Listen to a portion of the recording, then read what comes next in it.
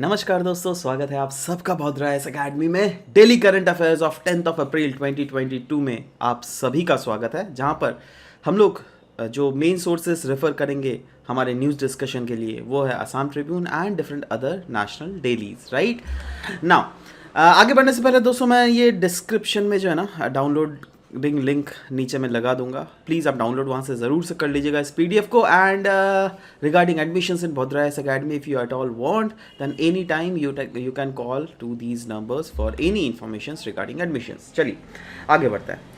पहला यहाँ पर न्यूज़ है सोलर पावर एंड असम को रिलेटेड। ना ये देखिए, असम ट्रिब्यून में अगर देख लीजिएगा एडिटोरियल पेज में ही आपको यह मिल जाएगा। एक्चुअली असम बजट 2022-2023 में प्रपोज किया गया है few of the biggest renewable energy products across India's north east region, जिसमें असम की कंट्रीब्यूशन है वो हम आज के इस वाले आर्टिकल में पढ़ेंगे। नोट्स एक एक बिल्कुल से बना लीजिएगा, ट्रस्ट मी, बहुत ही ज़्यादा इंपॉर्टेंट होने वाला है।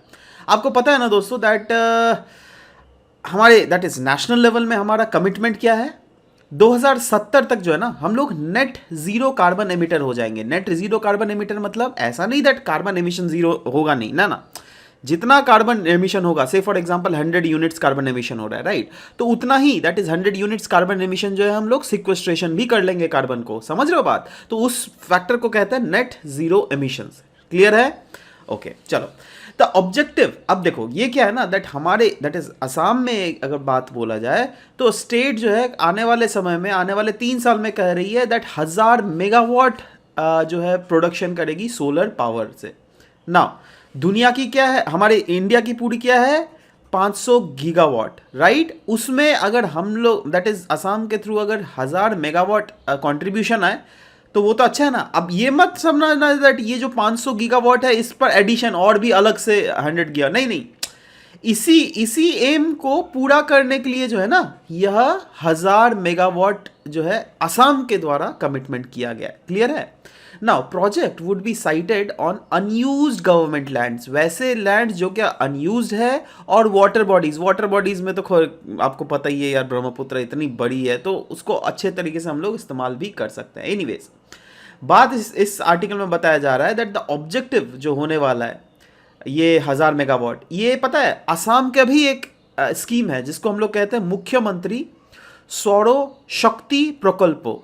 ठीक है, तो यह असम का अपना स्कीम है ना, और ये सरकारी स्कीम नहीं है that national mission for solar, know that is not the mission है। हाँ उसी के अंडर है, बट हाँ ये स्टेट का मिशन है अपना, ठीक है, जिसके अंदर 5000 एकड़ ऑफ लैंड स्टेट वाइड जो है एक्सट्रैक्ट किया जाएगा, जिसमें 1000 मेगावाट प्रोजेक्ट को कमीशन किया जाएगा। और ये कौन करेगी पता है? किसको दायित्व दिया गया है? दायित्व दिया गया है APGCL which stand for Assam power generation company limited को, जो क्या एक स्टेट रन एंटरप्राइज है। क्लियर है? नाउ आइडेंटिफाई कैसे किया जाएगा अनयूज्ड गवर्नमेंट लैंड को? क्योंकि ये बहुत बड़ा चैलेंज है हमारे असम में। क्यों? क्योंकि देखो फॉरेस्ट अगर रीजन देख लोगे ना, 1/3 लैंड मास तो फॉरेस्टेड ही है। दैट इज अगर सोचो 100 यूनिट का फॉरेस्ट है ना, तो उसमें अराउंड 33 यूनिट तो फॉरेस्ट ही छेका हुआ है, मतलब हमारे आसाम में। ठीक है, with about 85% of the population living in rural areas. आप खुद सोचो ना that 85% of people rural regions में रहती है, उनका जो डेली इनकम जो है कहीं ना कहीं डायरेक्टली या फिर इनडायरेक्टली फॉरेस्ट से ही अटैच्ड है। आप सोचो, आप अगर उस टाइप के रीजन्स में सोलर पावर प्रोजेक्ट करोगे तो वो लोग तो रेजिस्टेंस करेंगे ना जी ना। आप बोलेगा सर क्यों करेंगे, उन लोग को तो पता है ना दैट उन लोग को कमाएंगे इससे भी। देखो क्या होता है ना दैट अचानक से, जैसे सो फॉर एग्जांपल आप जिस घर में रह रहे हो, मैं एक छोटा सा एग्जांपल ले रहा हूँ, उसी से एनालॉजी पुट कर रहा हूँ। ठीक है, सोचो आपका ये एक टाउन है, ठीक है, ये वाला आपका रीजन है सिटी, और आप उस रीजन में रह रहे हो। आपकी 5 से 4 जनरेशन इसी रीजन में रही हुई है। ठीक है, और आप अभी 30 साल के हो गए हो या फिर 25 साल के हो गए हो, तो ऑब्वियस सा बात है दैट आपका भी अटैचमेंट इस रीजन से बढ़ जाए। भले ही अगर सरकार बोले दैट नहीं भाई इस रीजन को आप खाली करो, आपको हम रिहेबिलिटेट कर दे रहे हैं, आप जितना जमीन में लिए हो ना उससे भी मैं आपको 1.5 गुना जमीन ज़्यादा दूंगा, इस रीजन में आप आ जाओ, फिर भी आप रजिस्ट करोगे नहीं यार मैं इस रीजन में रह रहा हूँ, मैं खुश हूँ, छोड़ो मेरे को नहीं हटना है इस रीजन से। ठीक है, तो यही होता है ना दैट अचानक से अगर कोई पर्टिकुलर ऑक्यूपेशन में आप अचानक से उसको हटा दोगे, आप बोलोगे दैट हाँ नहीं उसमें आप ज़्यादा कमाओगे, बट स्टिल लोग कहीं ना कहीं रेजिस्ट ज़रूर करते हैं, है ना। वैसे सरकार जो है इस चीज़ों को और भी ज़्यादा एक्सप्लोर कर रही है। कैसे? सरकार जो है ना वेरियस डेटाज निकालने की कोशिश कर रही है, granular data like availability of rooftops, right. Rooftops में क्या इसको एक्सेस किया जा सकता है, आर्टिफिशियल इंटेलिजेंस, मशीन लर्निंग का कैसे इस्तेमाल किया जा सके जिससे ओवरऑल इसकी एफिशिएंसी को बढ़ाया जा सके हमारे देश, हमारे आसाम में, ठीक है। और यह एक GIS based data driven approach का इस्तेमाल किया जाने वाला है आसाम में, जिसको कहेंगे global horizontal irradiation value. Now ये क्या होता है? ये टोटल सोलर रेडिएशन जो क्या एक हॉरिजॉन्टल सरफेस में इंसिडेंट होता है ना, उसका वैल्यू बतलाता है यह ग्लोबल हॉरिजॉन्टल इरेडिएशन वैल्यू। अब of course Assam as a whole अगर देख लोगे ना तो जियोलॉजी, टोपोग्राफी, क्लाइमेट बिल्कुल अलग अलग है। तो ऑब्वियस सा बात है दैट अलग अलग रीजन में इस GHI that is global horizontal irradiance का वैल्यू जो है वो अलग अलग होगा, है ना। तो जिस जिस रीजन में सोचो इस रीजन में ज्यादा है, तो ऑब्वियस सा बात है there is high probability that Assam की गवर्नमेंट जो है इस रीजन में इन प्रोजेक्ट्स को सेटअप करने की कोशिश करेंगी। समझ रहे हो? से फॉर एग्जांपल मिकिर हिल्स में या फिर आपका जाकर कार्बी एंगलोंग हिल्स में बहुत कम है, ठीक है, तो उस रीजन्स में थोड़ा कम फोकस करेगी सरकार। समझ रहे हो बात? मैं यही बतलाना चाह रहा हूँ। और यही सब चीज़ है। देखो ये ग्लोबल हॉरिजॉन्टल इरेडियंस वैल्यू ये पूछ लेगा दैट रिसेंटली आसाम गवर्नमेंट जो है सोलर एनर्जी कैपेसिटी को यूटिलाइज करने के लिए आसाम के रीजन्स में लगा रही है, बताओ ये क्या है। तो उस टाइप समय जो है आप रेडी ज़रूर रहना, ठीक है। एनीवेज नेक्स्ट है CEEW study on forest fires. ये इंडियन एक्सप्रेस का न्यूज़ था दोस्तों। इसको आप exam utility point of view से GS3 environmental pollution and degradation से जोड़ सकते हैं। एक्चुअली ये एक स्टडी किया गया था council of energy environment and water, ठीक है, के द्वारा ऑफ कोर्स, जिसमें पाया गया है, और इस स्टडी का टाइटल मैं पहले बता देना चाहता हूँ, managing forest fire in changing climate, माफ कीजिएगा। ओके, ये स्टडी में क्लियरली बोला गया दैट पास्ट के जो 20 साल है ना, 2 डिकेड्स, उसमें पाया गया फॉरेस्ट फायर के इंसिडेंस जो है 10 गुना बढ़ गया है। मतलब सोचो 20 साल बाद अगर फॉरेस्ट फायर सिर्फ 2 होता था ना, 2 फॉरेस्ट फायर होता था देश में, तो अभी ये 20 हो रहा है। अगर सोचो 100 हो रहा था तो अभी ये 2000 हो गया है। समझ लो, मैं वही 20 गुना इसी को कहता है, इंटू 20 कर दो। Anyways, study has also found that over 62% of state in India are vulnerable to high intensity forest fires। जी हाँ, पूरा अगर इंडिया देख लोगे ना, उसमें 62% स्टेट्स तो ऐसे हैं जो कि अब बहुत ही ज़्यादा वल्नरेबल हो गए। इनफैक्ट रिसेंटली आपको पता है राजस्थान में सरिस्क टाइगर रिजर्व में बहुत ही बड़ा वाला फायर हुआ था, ठीक है। तो उसमें आपको कुछ वीडियोस भी रिलीज हुई थी जहाँ पर मेक श्योर कर रही है दैट हेलीकॉप्टर से उसके ऊपर से पानी दे दिया जाए जिससे ये बढ़ जाए। बट एनीवेज, इस आर्टिकल में जो दिया हुआ है वो बोला गया है कौन कौन से स्टेट है जो कि बहुत ही ज़्यादा वल्नरेबल है to high intensity forest fires due to rapid climate change. वो वाले रीजन है ना जहाँ पर फॉरेस्ट है। अब कौन कौन से रीजन्स है? देखो, सेंट्रल इंडिया में हमारा फॉरेस्ट है भरा हुआ, नॉर्थ ईस्ट इंडिया में फॉरेस्ट है, जी हाँ एब्सोल्युटली है, उत्तराखंड में भी है। तो ये सब रीजन्स ही जो है अपने आप में बहुत ही ज़्यादा वल्नरेबल है, ठीक है, ध्यान से देखिएगा ये सब। Over 75% of the districts in India are hotspot. अच्छा, ये मेरे को बताना पड़ेगा कौन कौन स्टेट्स है, खुद से नहीं पढ़ पाओगे क्या? उड़ीसा है भैया, ये छत्तीसगढ़, इसको कहते हैं मध्य प्रदेश, इसको कहते हैं महाराष्ट्र, नहीं पढ़े हो? इसको कहते हैं तेलंगाना, उत्तराखंड, नॉर्थ ईस्ट तो पता ही है आपको सारा। Anyways, over 30% of the districts are hotspots for extreme forest fires. मतलब ओवर 75% जो है ना डिस्ट्रिक्ट इंडिया में, वो तो एक्सट्रीम क्लाइमेटिक इवेंट जिसमें सिर्फ और सिर्फ फॉरेस्ट फायर्स ही नहीं, उसमें साइक्लोन सब कुछ आ जाता है, राइट। बट ओवर 30% ऐसे हैं ना डिस्ट्रिक्ट्स हमारे देश में जो क्या एक्सट्रीम फॉरेस्ट फायर से वल्नरेबल है, ठीक है। सो ये सब जब डेटा है तो इस डेटा का इस्तेमाल भी आप अपने आंसर कॉपीज में बिल्कुल कीजिएगा, इसलिए लिख लीजिए, ये सब डेटा बहुत काम आता है। भूल जाओगे, ट्रस्ट मी, मुझे एक्सपीरियंस है ना, बिल्कुल भूल जाता है इंसान, इसलिए लिख कर रखो। The earlier flood prone districts of India have now become drought prone. मतलब पहले जो डिस्ट्रिक्ट्स फ्लड प्रोन थे वो बोला जा रहा है अभी ड्रॉट प्रोन हो गया है। इनफैक्ट रिकमेंड किया जा रहा है that the forest fire should be treated as natural disasters and must be included under national disaster management authority under this very report. अब यह भी देख लेते हैं that council of energy environment and water है क्या, ठीक है। तो इसके बारे में अगर देख लीजिएगा, ये Delhi based non profit policy research institution है जो कि एक थिंक टैंक भी है और इंडियन गवर्नमेंट को एडवाइस करती है on various aspects, that is area जिस सेक्टर में एडवाइस करती है वो है resource efficiency, security, water resources, renewable energy, sustainable financing, energy trade, climate linkages, integrated energy, environment and water plans and climate Jio engineering governance. तो ये सब sector में बेसिकली एडवाइस करने का काम करती है, ठीक है। नेक्स्ट देख लेते हैं ULPIN, ULPIN, जिसका फुल फॉर्म है unique land parcel identification number. Union ministry of rural development and Panchayati Raj Shri Giriraj Singh ने लॉन्च किया था इस ULPIN को असम में। GS3 पर्सपेक्टिव में आप इसको गवर्नमेंट पॉलिसीज एंड इंटरवेंशन से बिल्कुल इंक्लूड कर सकते हैं ना। इसके बारे में थोड़ा देख लेते हैं दैट क्या ये है। देखो दोस्तों, इसको असम में लॉन्च किया गया था ना पायलट बेसिस ना। इसका काम क्या है ना, देखो नाम से ही पता चलता है ULPIN, unique land parcel identity. मतलब से फॉर एग्जांपल एक गांव है, ठीक है, यहाँ पे इतने सारे लैंड है, ठीक है। अब सोचो हर एक लैंड का ना एक यूनिक आईडी दे दिया जाएगा, है ना। जैसे आपका UIDI है ना, आधार का नंबर अलग है ना, तो वैसे ही उल्पिन भी जो है ना, ये एक 14 डिजिट का अल्फा न्यूमेरिक जियो स्पेशियल यूनिक आइडेंटिफिकेशन होने वाला है, ठीक है, जिसको कहते हैं आधार ऑफ लैंड ठीक है। एनीवेज ये पायलट प्रोजेक्ट है काइंड ऑफ, है ना, और इसीलिए बेसिकली ये सब चीज़ चलाया जा रहा है। And first step of this process is the survey of non cadastral villages and resurvey of cadastral villages. Now मैं एक कहीं पर देख रहा था, एक चैनल थी असम की, आप लोगों की, है ना, वो पढ़ा रही थी यही वाली, ठीक है, और उन्होंने ऐसे पढ़ाया दैट हाँ द फर्स्ट स्टेप, ऐसा कुछ लिखा हुआ था, है ना, ये 2 वर्ड्स भी थे, है ना, बट उन्होंने सिर्फ ऐसे बोल दिया दैट हाँ नॉन कैडेस्ट्रियल एंड कैडेस्ट्रियल विलेजेस में ऐसा होता है। भैया उसका मीनिंग तो बता दो। देखो इसलिए बता रहा हूँ that we at Bhadra's academy focuses on these things. ये छोटे छोटे चीज़ें जो होती हैं ना, ये ऐसे क्लासेस में भी आप लोगों को ऐसे ही करवाया जाता है। इसलिए कभी भी अगर आप जुड़ना चाहते हैं, any time you can call on to this numbers for admissions purposes as well.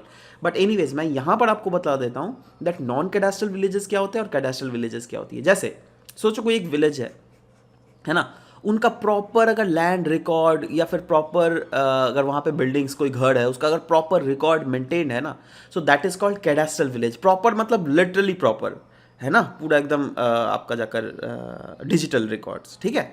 But जहाँ पर डिजिटल रिकॉर्ड्स ऐसे नहीं है तो they are non cadastral villages. So यहाँ पे बोला जा रहा है दैट उल्पिन को जारी करने के लिए वैसे विलेजेस तो देखे ही जाएंगे जो कैडेस्ट्रियल विलेज है, उनका रीसर्वे किया जाएगा, फिर से सर्वे किया जाएगा दैट क्या वो सही है क्या नहीं, क्या उसमें कोई गड़बड़ी है क्या नहीं। बट साथ ही साथ वैसे विलेजेस जिनका इलेक्ट्रॉनिक नामांकन अभी तक नहीं हुआ है, that is they are non cadastral villages, तो उनको भी इस प्रोसेस के अंडर इंक्लूड किया जाएगा। And the next step is end to end integration of digital land records and maps which will pave the way for generation of ULPIN for the land parcel, ठीक है। चलो यही है, इससे क्या फायदा होगा दैट सरकार को एक तो फायदा होगा, सरकार समझ पाएगी दैट हाँ कौन सा लैंड कितना एक्सटेंशन तक है ना। ऊपर से क्विक रिजोल्यूशन मिल जाएगा लैंड डिस्प्यूट का। कभी भी बाई चांस सोचो कोई भी रीजन के बीच में लैंड डिस्प्यूट हो रहा है तो उसका जल्दी से निपटारा होने का भी प्रोबेबिलिटी हो जाता है, ठीक है। अभी जैसे टाइम लगता है ना बहुत, वो सब टाइम फ्यूचर में नहीं लगेगा, समझ रहे हो बात। Next is Assam NDDB dairy joint venture. ये एक थोड़ा पुराना न्यूज़ है but yes since we have left out this news so will make sure that इसको अभी कवर अप कर दे। GS3 एग्रीकल्चर मार्केटिंग से आप इसको जोड़ सकते हैं। क्यों न्यूज़ में था, क्योंकि असम गवर्नमेंट ने रिसेंटली साइन किया था एग्रीमेंट किसके साथ, NDDB that is national dairy development board, और इस एग्रीमेंट के तहत जो है एक 2000 करोड़ का जॉइंट वेंचर साइन किया है। अब इससे क्या होगा फ़ायदा, एक तो असम में जो है आपका जाकर मिल्क प्रोडक्शन और भी बढ़ेगा, है ना। असम के स्मॉल और मार्जिनल फार्मर्स जो है उन मिल्क फार्मर्स जो है उनको फ़ायदा मिलेगा। ऊपर से जो ऑफकोर्स डेयरी इंडस्ट्रीज़ भी काफ़ी ज़्यादा प्रोपेगेट करेगी यहाँ पर, ठीक है। तो एनीवेज ये एक जॉइंट वेंचर है जिसको इस्टेब्लिश किया जाएगा। To be stablish can process 10 lakh litres of milk. सोच पा रहे हो, 6 नए यूनिट इस्टेब्लिश किए जाएंगे आने वाले 7 सालों में, और प्रोसेसिंग यूनिट जो है ना वो कलेक्ट करेगी milk from more than 4100 dairy cooperative societies. क्यों, और ये सब डेयरी कोऑपरेटिव सोसाइटीज़ बनाए जाएंगे अलग अलग रीजन्स में, ठीक है। और इससे बेनिफिट कौन होंगे, ऑफ कोर्स यार मिल्क फार्मर्स, क्योंकि अभी मिल्क फार्मर्स क्या होता है ना, या तो सोचो वो मिल्क की खेती कर रहे हैं, ठीक है, मतलब मिल्क के लिए गाय पाले हुए तो वो आपके घर में मिल्क दे रही है, एक दूसरा घर में भी ये मिल्क दे रही है, तीसरा घर में भी मिल्क दे रही है। सोचो ये तीसरा घर वाला बोला दैट मैं तो अभी जाऊँगा एक हफ्ता के लिए, तुम एक हफ्ता मिल्क मत देना, तो इसका मिल्क कौन खाएगा पिएगा भाई, बर्बाद हो गया ना इसका मिल्क यहाँ पर, है ना, क्योंकि ये तो वैसे ही करके बेच रहा था ना। समझ रहे? तो लॉस हो जाता है, इसीलिए इस टाइप के लॉस से बचने के लिए बेसिकली ये जो है ना, मतलब ये लोग ऐसे ही पॉलिसी, आई मीन अगर इस टाइप के जॉइंट वेंचर्स अगर आ जाए तो ये लोग अपने दूध को इधर भेज सकते हैं। समझ रहे हो बात? तो यही चीज़, इसीलिए मैं बोल रहा that it will benefit more than 1,75,000 milk farmers. Can you imagine it? In addition 2 manufacturing units are to be establish. जी हाँ, एक तो कैटल फीड मैन्युफैक्चरिंग यूनिट और एक ऑर्गेनिक मैन्योर मैन्युफैक्चरिंग यूनिट को सेटअप किया जाएगा इसी के, दैट इज इस जॉइंट वेंचर के तहत। अब आ जाता है नेशनल डेयरी डेवलपमेंट बोर्ड। ये है क्या? ये एक स्टैट्यूटरी बॉडी है। द ऑपरेशन फ्लड जो लॉन्च किया गया था ना 1970s में, वो नेशनल डेयरी डेवलपमेंट बोर्ड के अंडर ही किया गया था, जिससे डेयरी सेक्टर को इंडिया में काफ़ी ज़्यादा बूस्ट मिले, राइट। और ये एक वाइटल रोल प्ले करती है दोस्तों मिल्क प्रोडक्शन हमारे देश में। नेक्स्ट, लिंगराजा टेम्पल के बारे में न्यूज़ में था, इंडियन एक्सप्रेस का न्यूज़ है। क्यों? क्योंकि सेंटर ने बेसिकली उड़ीसा, देखो लिंगराजा टेम्पल का है उड़ीसा में, ठीक है, और सेंट्रल गवर्नमेंट ने उड़ीसा गवर्नमेंट को बोला दैट उड़ीसा गवर्नमेंट क्या है ना, रिसेंटली एक ऑर्डिनेंस पास किया गया था जिसके तहत इस 11th सेंचुरी लिंगराजा टेम्पल जो कि भुवनेश्वर में है उसमें कुछ कुछ एक्टिविटीज़ करेगी खुद से, राइट। बट सेंट्रल गवर्नमेंट ने बोला नहीं नहीं, ये तो आपके दायरे में आता ही नहीं है, तो आप यहाँ पे कैसे कर सकते हो, वो बिल्कुल इनवैलिड है। तो इसके बारे में यही पूरा देख लेते हैं। लिंगराजा टेम्पल ये एक लार्जेस्ट टेम्पल है भुवनेश्वर का। कंस्ट्रक्ट किया गया था by king Jajati Keshari 10th century AD में, और कंप्लीट किया गया था by king Lalatendu Keshari 11th century में। ठीक है, देखो एक कितना टाइम लगता था यार तब बनाने में। एक्चुअली ये सब टेम्पल्स भी तो एकदम बहुत मास्टरपीस टेम्पल्स है। अब जाइएगा ना पुराने ज़माने का कोई भी टेम्पल देखिएगा, इतना मास्टरपीस होता है, मतलब क्या बोले, इसलिए टाइम भी लगता है। अभी आज के ज़माने का टेम्पल देखिएगा दराक तराक से 2-3 साल में बन जाता है। ठीक है, तो अभी तो खैर टेक्नोलॉजीज़ हैं उसके सहारे से हो जाता है। Anyways, the temple is build in the कौन सा स्टाइल, देओला स्टाइल। ये सब हर एक स्टाइल को अच्छे से नोट कॉपी में लिख लीजिए। टेम्पल किसके ऊपर डेडिकेट किया गया? लॉर्ड शिवा के ऊपर। देखो लिंग राजा, कभी अगर बाई चांस आपको नहीं भी पता है ना, तो लिंग, शिवलिंग किसका हम लोग पूजा करते हैं? ऑफ कोर्स यार शिव जी का ही करते हैं ना। वैसे ही अगर सोचो ऐसा अगर टेम्पल आ गया ओम कारज, ओम लिखा हुआ है तो ओम मतलब क्या? शिव जी, है ना। तो ये सब कहीं ना कहीं क्लू है, भले ही आपको पता ही नहीं है दैट हाँ वो कहाँ सेटअप है, बट स्टिल इस क्लू के थ्रू आप बता सकते हैं दैट हाँ शायद वो लॉर्ड शिवा को डेडिकेटेड होगा, लॉर्ड विष्णु को नहीं होगा, लॉर्ड क्या बोलते हैं, कोई दूसरे लॉर्ड्स को इन जनरल मतलब नहीं होगा। ठीक है, तो ये सब चीज़ है। Anyways, the temple is dedicated to Lord Shiva, making the culmination of temple architecture in Bhubaneswar, which was a cradle of Kalinga School of Temple Architecture. Okay, ठीक है। ओवरव्यू अगर देखें इस लिंगराजा टेम्पल ऑर्डिनेंस जो क्या उड़ीसा गवर्नमेंट के द्वारा पास किया गया था, उसमें ये था that ordinance covers 12 centrally protected monuments including Lingaraj temples and 3 tanks. ठीक है, Ordinance has a provision of retail shop of sale of commodities inside और outside the temple, मतलब टेम्पल के भीतर और टेम्पल के बाहर में हम लोग रिटेल शॉप्स भी सेटअप कर सकते हैं।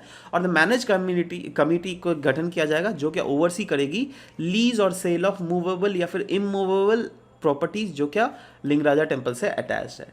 It has a provision of repair and construction of new building. इस ऑर्डिनेंस में सारे ये प्रोविजंस दिए गए थे। बट इशू क्या है? Issue clearly minister of home affairs ने बोल दिया, देखो भाई ये जो आप जो अपने से जो काबिल तिगड़ी मार रहे हो ना, ऐसा मत मारो। कहे कि हम लोगों ने सेंटर में ही the ancient monument and archaeological sites remains, that is AMASR act 1958 को फ्रेम किया हुआ है, राइट।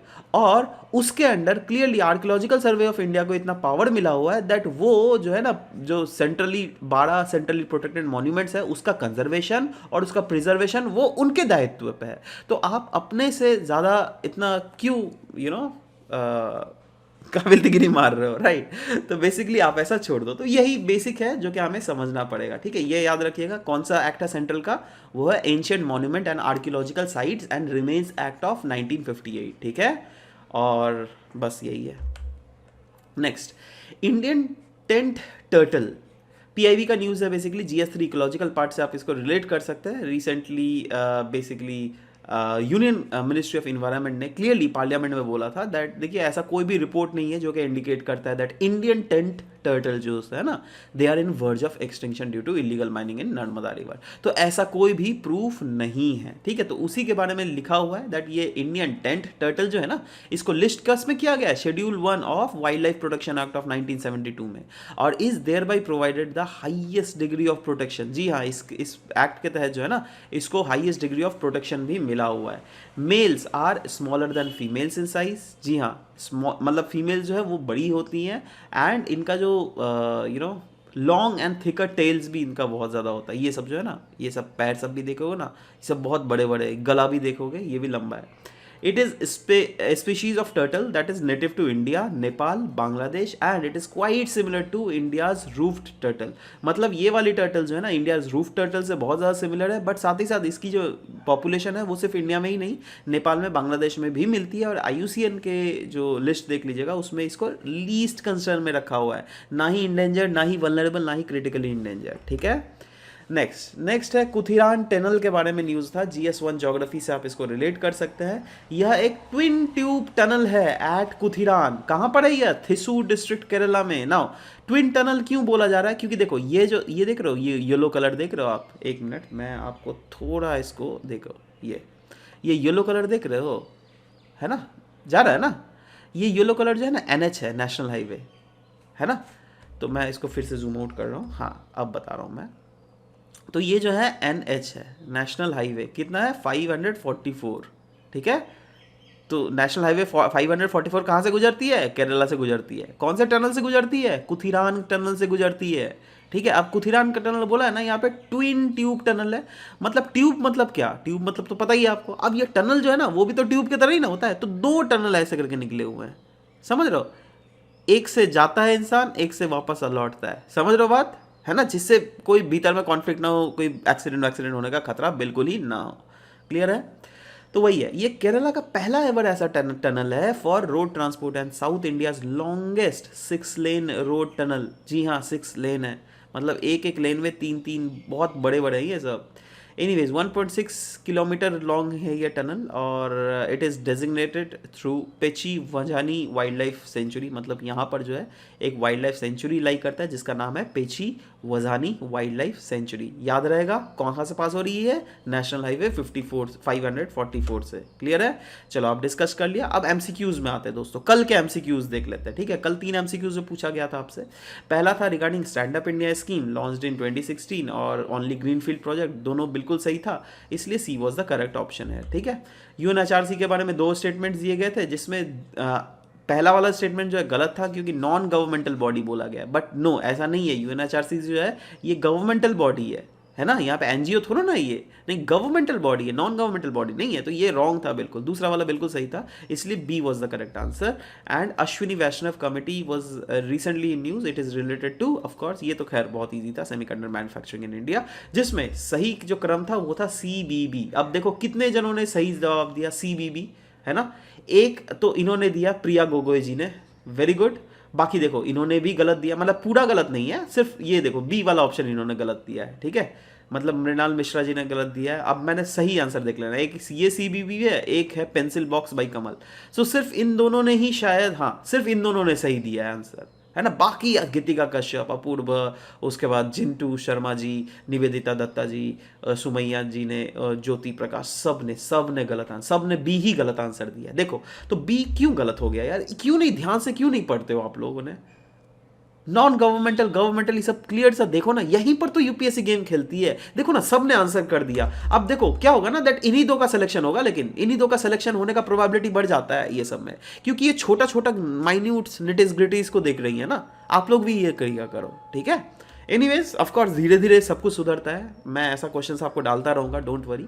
आज का क्वेश्चन देख लेते हैं। Consider the following statement regarding Lingaraj temple. बताइए।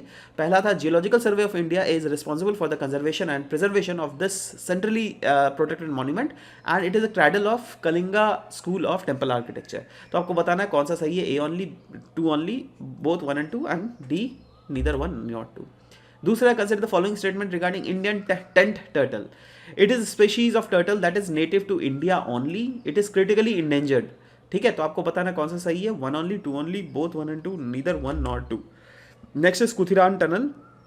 रिसेंटली न्यूज़ कहाँ है, लद्दाख, उत्तराखंड, गोवा, केरला। तो आप ये तो इजी है यार, ये आज वाले तो सबका ही सही होना चाहिए, तीनों तीनों, है ना, ये मैं एक्सपेक्ट करूंगा, है ना।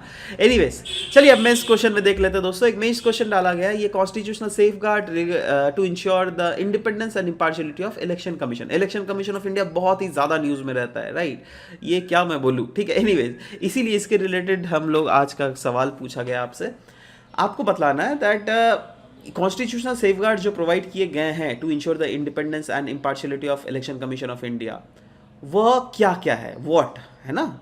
और साथ ही साथ आपको बताएगा उनके फंक्शंस में लिमिटेशंस भी क्या है। तो ये कुछ नहीं, डायरेक्ट आप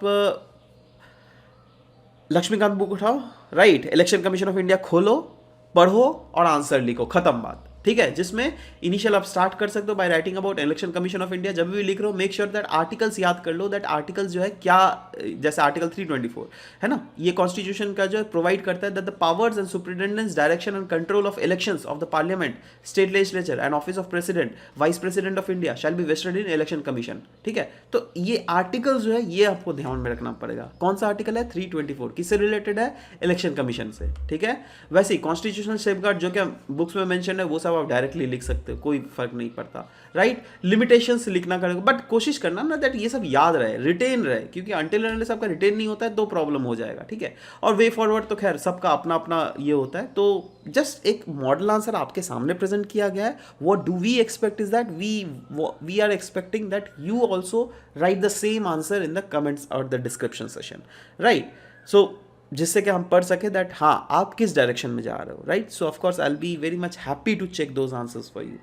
Anyways, this was all about the discussion for today's class. We'll be meeting in next class. Till then, bye bye, take care, and thank you for listening to the whole video. Thank you very much, guys.